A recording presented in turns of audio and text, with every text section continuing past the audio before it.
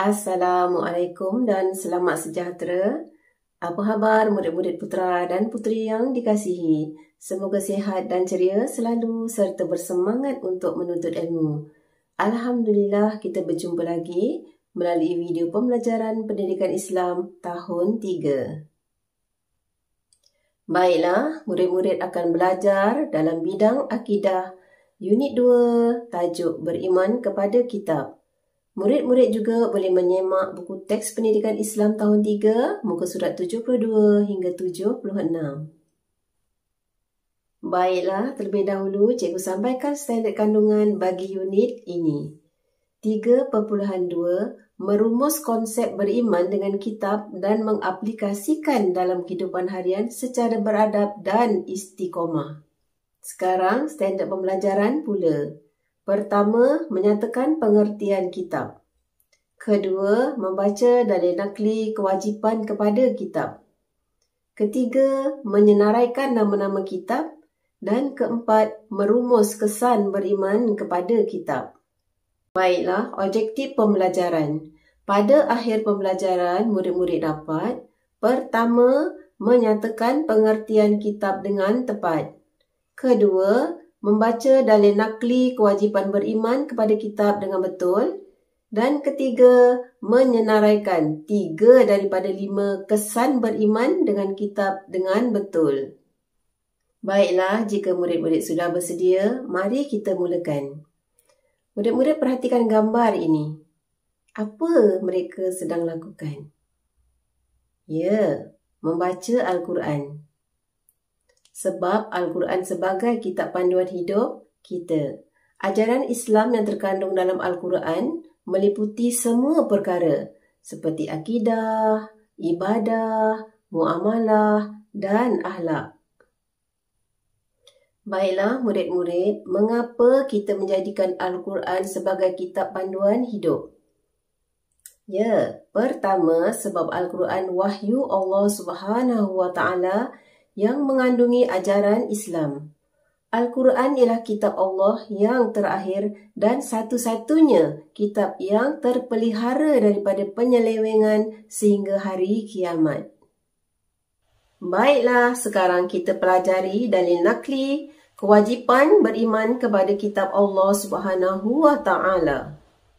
A'udzu billahi minasyaitonir rajim. Ya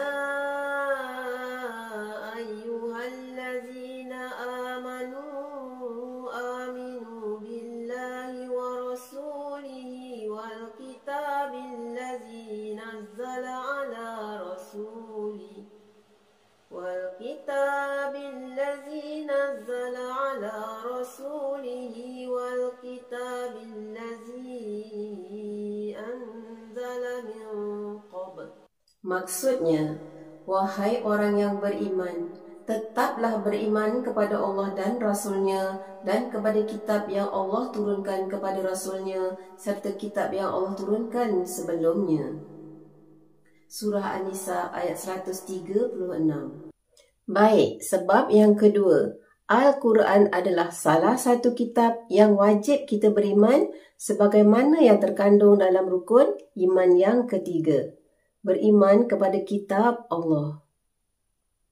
Ketiga, Al-Quran mengandungi perintah dan larangan Allah Subhanahu wa Ta'ala yang mesti kita patuhi. Dan yang keempat, kita wajib beriman dengan kitab-kitab yang telah diturunkan oleh Allah Subhanahu wa Ta'ala kepada para nabi dan rasul dengan meyakini kebenaran isi kandungannya. Kitab Allah Subhanahu wa Ta'ala di sepanjang zaman. Kitab Allah Subhanahu wa Ta'ala bermaksud kalam Allah yang diwahyukan kepada para nabi dan rasulnya. Kitab ini mengandungi syariat dan petunjuk, memimpin manusia ke jalan yang benar dan diredai oleh Allah Subhanahu wa Ta'ala. Oh ya, di awal penyampaian tadi cikgu ada menyebut kalimah syariat. Apa syariat? Syariat ialah hukum dan aturan Islam yang Allah Subhanahu wa Ta'ala beri kepada manusia dan mesti dipatuhi seperti akidah, ibadah dan juga akhlak. Baiklah, seterusnya kita pelajari nama-nama kitab yang wajib kita ketahui. Pertama, kitab Zabur yang diturunkan kepada Nabi Daud alaihi salam. Kedua, kitab Taurat kepada Nabi Musa alaihi salam. Ketiga, kitab Injil kepada Nabi Isa alaihi salam. Dan keempat, Al-Quran kepada Nabi Muhammad sallallahu alaihi wasallam. Baiklah, untuk pengetahuan murid-murid, selain kitab, terdapat suhuf atau lembaran yang mengandungi wahyu Allah Subhanahu wa Ta'ala yang diturunkan kepada para nabi dan rasul. Seperti suhuf kepada Nabi Ibrahim alaihissalam dan Nabi Musa alaihissalam. Baiklah, murid-murid yang cikgu kasihi, kita wajib beriman kepada kitab-kitab Allah Subhanahu wa Ta'ala. Apakah kesannya dalam kehidupan kita? Baik, sekarang kita pelajari kesan beriman kepada kitab-kitab Allah Subhanahu wa Ta'ala. Ada banyak kesan beriman kepada kitab-kitab Allah. Yang pertama, iman semakin bertambah. Kedua, mendapat syafaat Al-Quran. Apa yang dikatakan syafaat? Syafaat ialah pertolongan. Sebagaimana maksud hadis yang diriwayatkan oleh Imam Muslim, yang bermaksud, bacalah Al-Quran kerana sesungguhnya pada hari kiamat Al-Quran akan datang memberi syafaat kepada pembacanya. Ketiga, hidup menjadi tenang dan teratur. Seterusnya, kesan yang keempat. Masyarakat sejahtera. Ini kerana di dalam Al-Quran terdapat sumber panduan hidup. Ada perintah dan larangan daripada Allah. Dengan mentaatinya, kita dapat hidup dengan sejahtera dan seterusnya dapat melahirkan masyarakat yang sejahtera.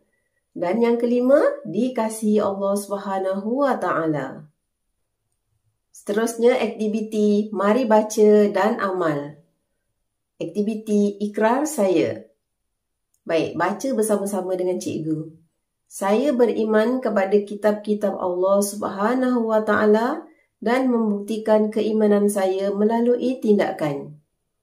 Apa tindakan yang murid-murid kena lakukan untuk membuktikannya? Ya, pertama, menunaikan solat 5 waktu. Kedua, menjadi seorang yang amanah. Ketiga, tidak berbohong. Keempat, menutup aurat dengan sempurna. Kelima, bersungguh-sungguh belajar membaca Al-Quran dan berusaha memahaminya. Keenam, memelihara kesucian Al-Quran. Ketujuh, tekun menuntut ilmu. Dan ke-8, mengamalkan akhlak mulia.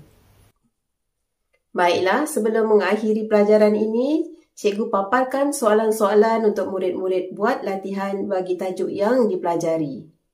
Soalan pertama, tulis pengertian kitab. Kedua, baca dan tulis dalil nakli kewajipan beriman kepada kitab. Dan yang ketiga, senaraikan 3 daripada 5 kesan beriman dengan kitab dengan betul. Selamat mencuba. Baiklah murid-murid, melalui pelajaran unit 2 bertajuk beriman kepada kitab Allah, dapatlah dirumuskan kita wajib beriman kepada kitab Al-Quran dan belajar bersungguh-sungguh serta tadabbur, iaitu membaca, memahami, menghayati dan mengamalkannya dalam kehidupan seharian. Semoga Allah sentiasa memberi rahmat, keberkatan dan keredaan kepada kita semua. Murid-murid yang cikgu kasihi, sebelum cikgu mengundurkan diri, cikgu ucapkan terima kasih kerana sudi belajar melalui video ini. Semoga murid-murid mendapat manfaat dan teruskan usaha untuk berbuat baik. Sehingga kita berjumpa lagi, belajar dan berjaya tugas sepanjang hayat. Ila ilqa. Assalamualaikum warahmatullahi wabarakatuh.